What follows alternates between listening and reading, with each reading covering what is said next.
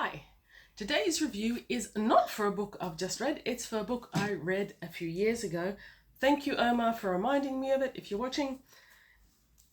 All the Weyrs of Pern by Anne McCaffrey. Now, Anne McCaffrey is a classic author.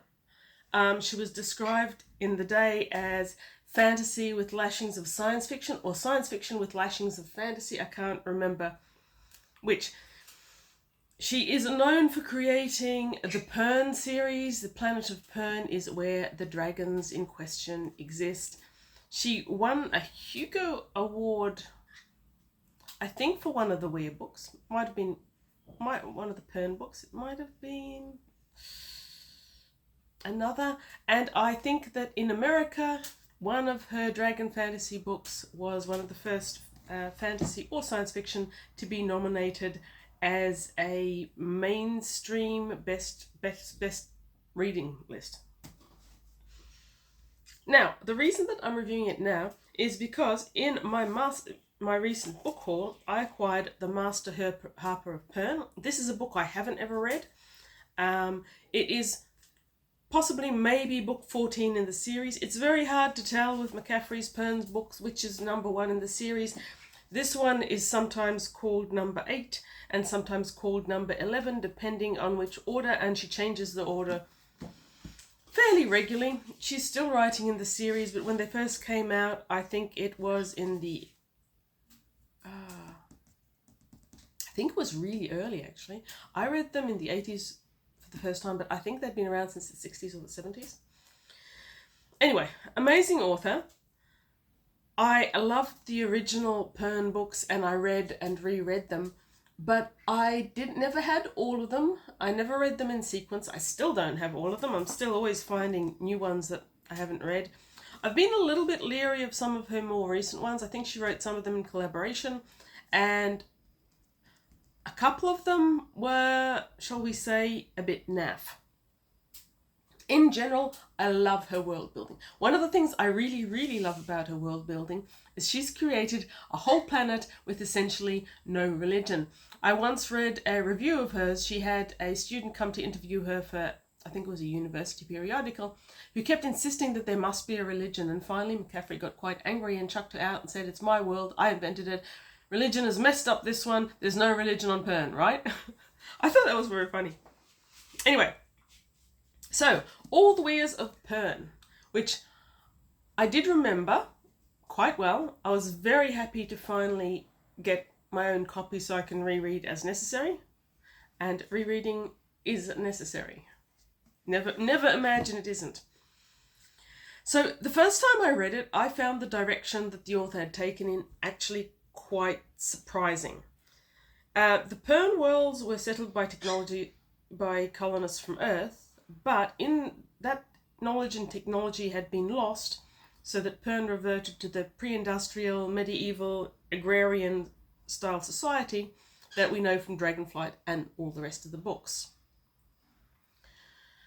In All the Weyrs, the original landing site of the colonists is uncovered, and it holds amazing things. It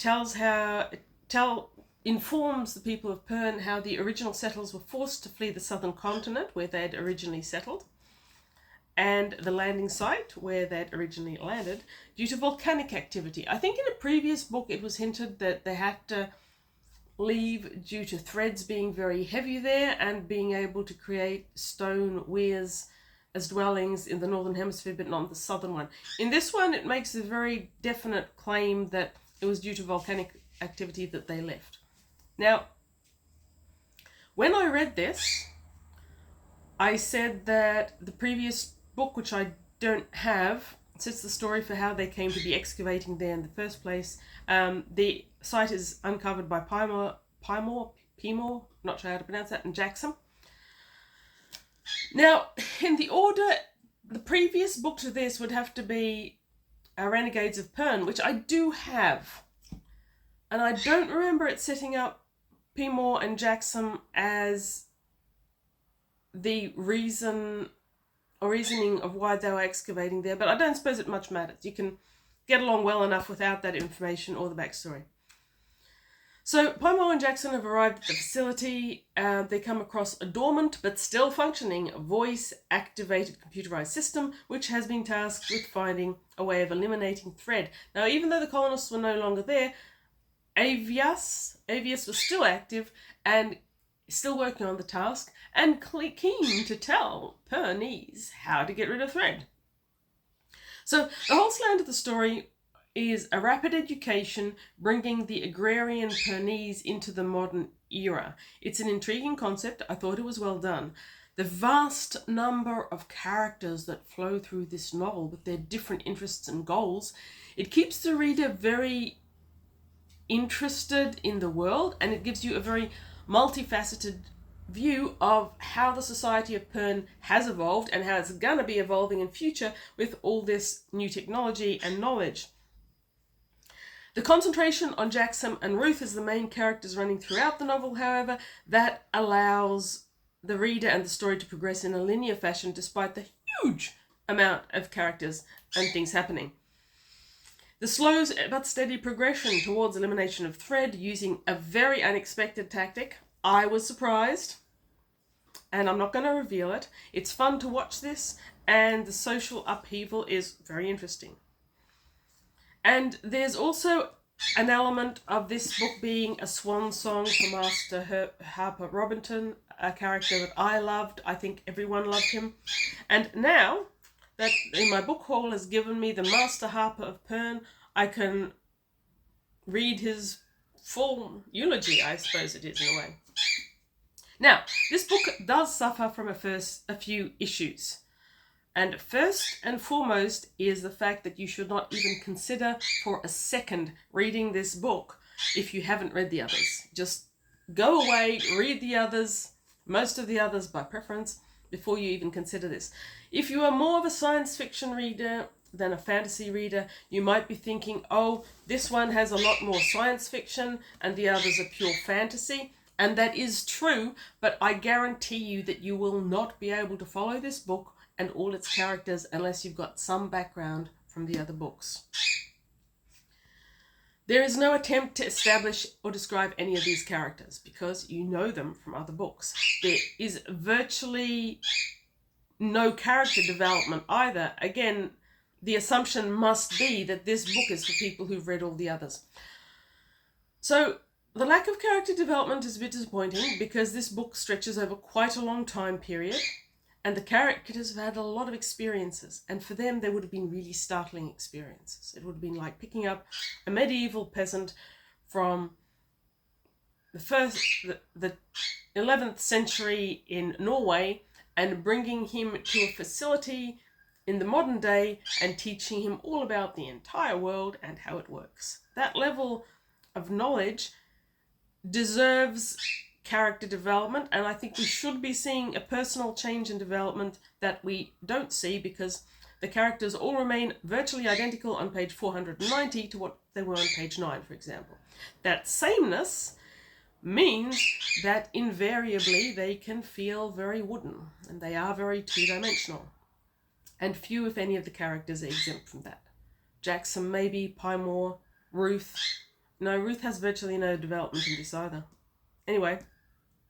Anyway, for those of us who know these characters from previous books, I think we will find ourselves wincing a bit. I certainly was, because these characters used to be so much more dynamic, more human, and here they are often cardboard cutouts. And in a way that doesn't matter because the author's concentrating on the story, and it's a great story. It's a complex story that's very different from many of the other Pern ones up to this point, so fair enough. However, that story, while good, is also long, and this need not be a problem, but I feel that with further editing it didn't have to be quite as long, because there is a fair bit of repetition within the book in times and places. Or you could have kept it a long book, edited it down, and then given more room for character development. Yeah, one of those things. But an example of the type of repetition that we get is in the early chapter, Miriam refers to my green path. And then she refers to my green path, my green path, my green path, path, my green. Every single time she mentions her dragon. Every single time. Yes, okay, we know she is green. We know she is your dragon. If we've read the previous books, then we even know how unusual that is. But we don't need to be reminded every single page continuously. Just edit that out and you've probably lost a couple of pages worth. Yes, so later in the book we get told why Avis did not help the settlers eliminate thread.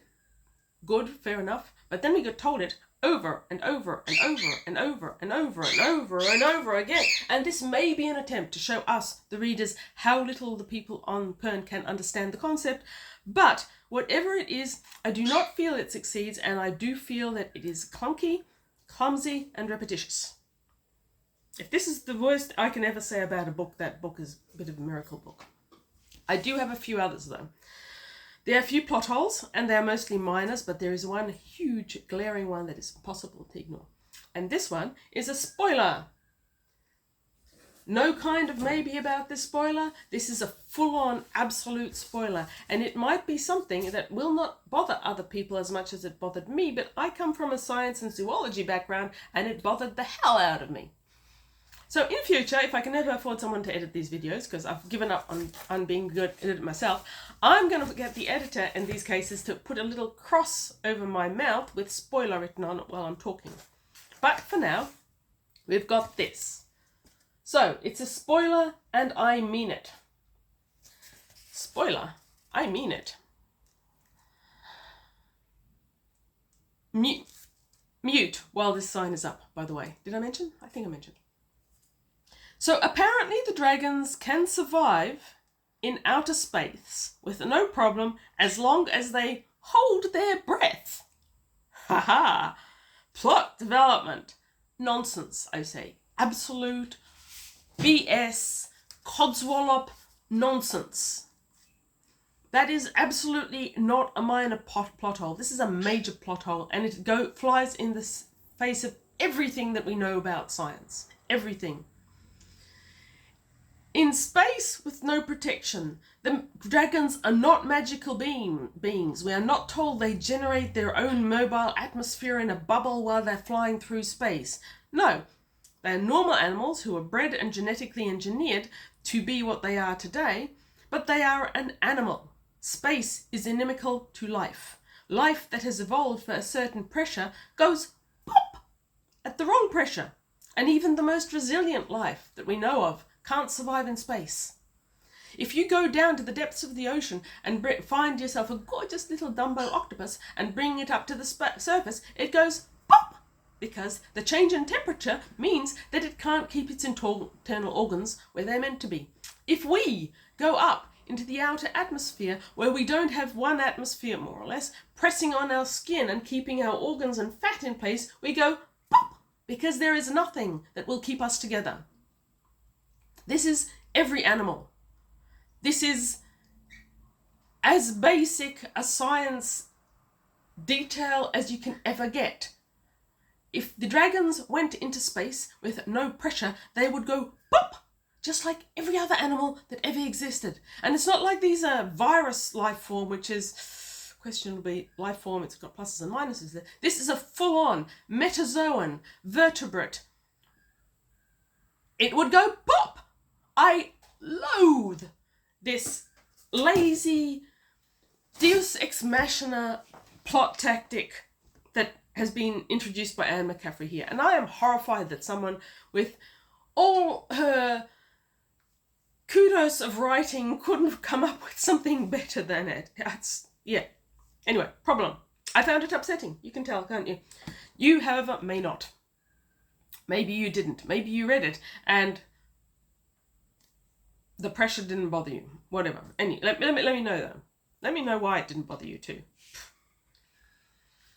Okay, settling down. So despite that, the small plot holes and the one huge plot hole and a couple of other issues, there were many good things about this book. It's the most technological of her books, and I like that.